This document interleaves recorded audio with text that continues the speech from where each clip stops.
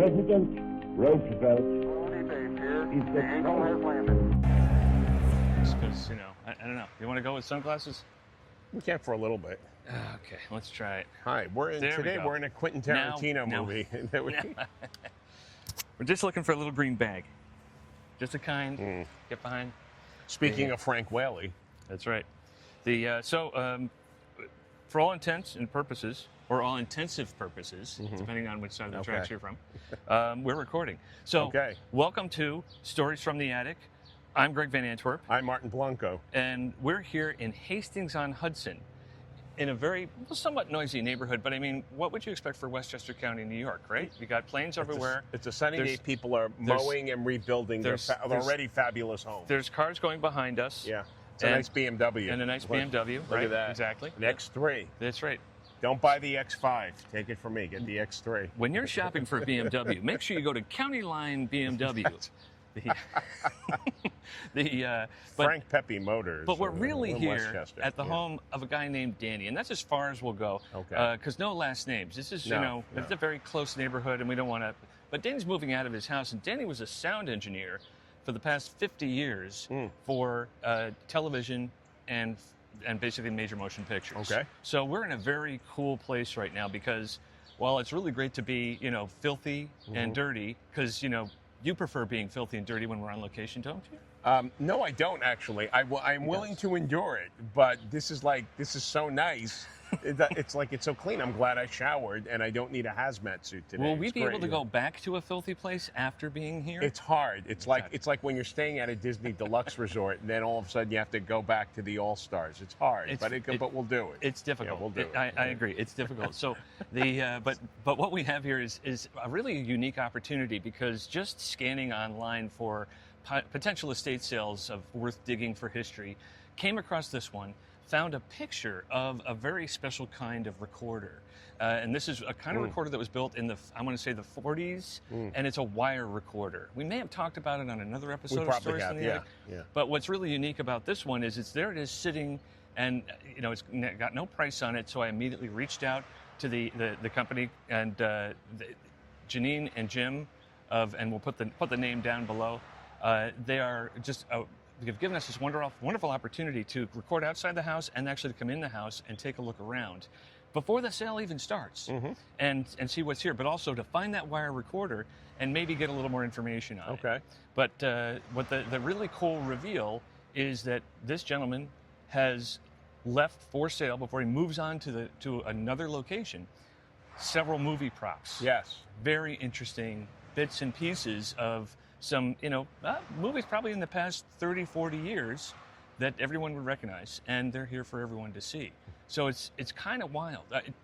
What's your, what movie would you like to see a prop from, Martin? If you could just throw one out. Well, all right, The Godfather. But there we go. But I'm like, this is the pot where Clemenza made his sauce with his little trick. I'd love to have that. But that is, can I There could talk be about cannoli. something? I mean, there could be cannoli in there. Or a gun. Or a gun. But Well, we're gonna leave the gun, but we're gonna take the cannoli. I'm gonna eat But the that said, I noticed something right away when we I saw the recorder, and then there was a cement block, and then there was a brick. Right. And I would have not thought anything about the brick at all, but there was taped on a label. This is the brick from Ironweed. Right. Now, I know it's a wonderful film, and even better novel, and it was a sort of an important part of my life because I attended undergraduate SUNY in Albany, and the author of Ironweed, William Kennedy, was an adjunct professor there of English, and then all of a sudden he had the novel published, and it won the Pulitzer Prize, which changed everything for Kennedy, and. But what happened was he became famous really quickly, and he got tapped to do a lot of things. He co-wrote the screenplay to Cotton Club. Oh, wow. With Francis Ford Coppola tapped him, and he co-wrote it with Coppola and Mario Puzo. But then also his book Ironweed was optioned for a film, and it's a great film directed by Hector Babenco, and it stars Jack Nicholson and Meryl Streep. And but what's the significance of that brick? All right, get to the brick. Yes, in the small bricks. role was a classmate of mine, Frank Whaley. We were in acting classes together with me, my friend Frank, and his brother Bob. And anyway, Frank got cast as the young Francis Fralin, i.e. the young Jack Nicholson. Right. And there's a scene where there's a strike and a protest, and people are throwing bricks. And young Francis throws a brick, and it hits a streetcar driver played by a very young Nathan Lane. Wow. And Frank Whaley threw the brick. It hits the Nathan Lane character, and kills him. And I'm like, oh, I see it. I'm like, wait, that's Frank Whaley's brick. I know where. I haven't seen him in years, but I see him and his wife Heather on Facebook. We common Facebook friends, but I know where he lives. I would love to get that brick and like throw it through his window and say Nathan Lane says hello. But or if not that, maybe present it to him as a sort of prop from the first film he made. Frank Whaley is a very well-known Hollywood actor. Oh, sure. He's been in Pulp Fiction. Good. But Frank's had a really phenomenal career in film that began with Ironweed. He was in Field of Dreams. He's like Shoeless Joe. Oh, that's right. They pick him up on the way back from Boston. Yeah, my God. But at any rate, I would love to present Frank with that brick. But I'm like, so not on my bingo card today, the brick that Frank really threw at Nathan Lane in the filming of Ironweed. Oh, man. And here it is in Hastings-on-Hudson. So there's also like a selection of jackets provided by, not necessarily worn by Jack Nicholson, but every time Jack Nicholson was, cast in a film, he would have jackets made for the crew and the cast. So there's a couple of jackets there from very familiar movies or from the production companies, and it's just kind of like the thing that he does, I'm trying to think of Henry Winkler. He bakes. Henry Winkler bakes for everybody on set. That's funny. But this gentleman. So we have a flag that depicts the Illuminati, American flag that depicts the Illuminati from Handmaid's Tale. Okay. And or Angels and Demons? No, Handmaid's Tale. Okay. Handmaid's Tale. The movie, not the TV series. Well, not sure, but talking about this gentleman working on movies and television, one of his last projects was to work and do audio for Severance. So if you've seen Severance, I recommend it. It's on. I think it's on Apple. Yep. And it's funny for such a simple looking set. You're like, how am I going to be interested in this? And it's like, man, it just kind of grabs you. No. And it's a serious design. It's a serious. It is. It's really good. So it's neat to be able to know that again, in this case. Thankfully, this gentleman has not passed away. This isn't a true estate sale. It's a moving sale. Okay. But he is really downsizing and left behind a lot of great movie props to sell. He's like, I can't take it all with me to the next house. Yeah. And that's really great. So, but it is always amazing. Who lives in your neighborhood? Who lives just a few miles away from you? The postman is a person in your neighborhood. That's right, in your neighborhood. Okay. All right. But, enough of that. Yeah. These talk about three things that don't belong together. One is stop singing. And my apologies. I know, right? Okay.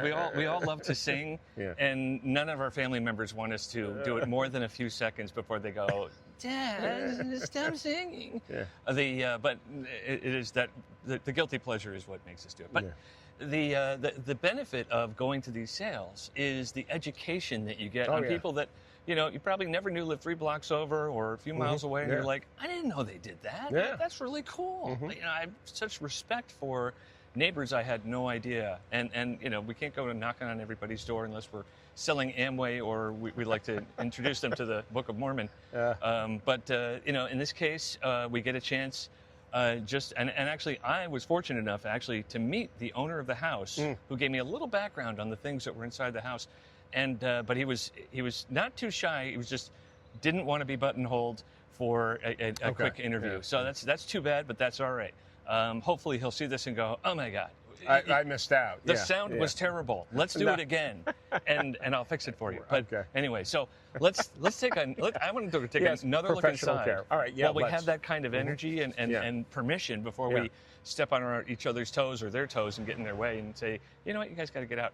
But for now, we're going to say goodbye from Stories from the Attic. Hope you enjoyed this episode, and we'll see you next time. And Martin, what do you have to say about where we are and what we're doing, where we're going? Well, I love this neighborhood, and I love the fact he had a lawn, but he's landscaped it, and it's a beautiful rock and plant garden. And lawns are great, but this is better for the environment, and it looks lovely. In other words, if you don't have a lawn, you can still have something lovely. It's an interesting house, that's for sure. It is. And go read William Kennedy's Ironweed, and then go watch the movie Jack Nicholson, Meryl Streep, Nathan Lane, and Tom Waits and Frank Whaley. And if you use Pachysandra instead of grass in your yard, you won't have any ironweeds. It'll be there great. We go. That's true. All right. Thank you, Greg. Bye. We'll see you at the next one.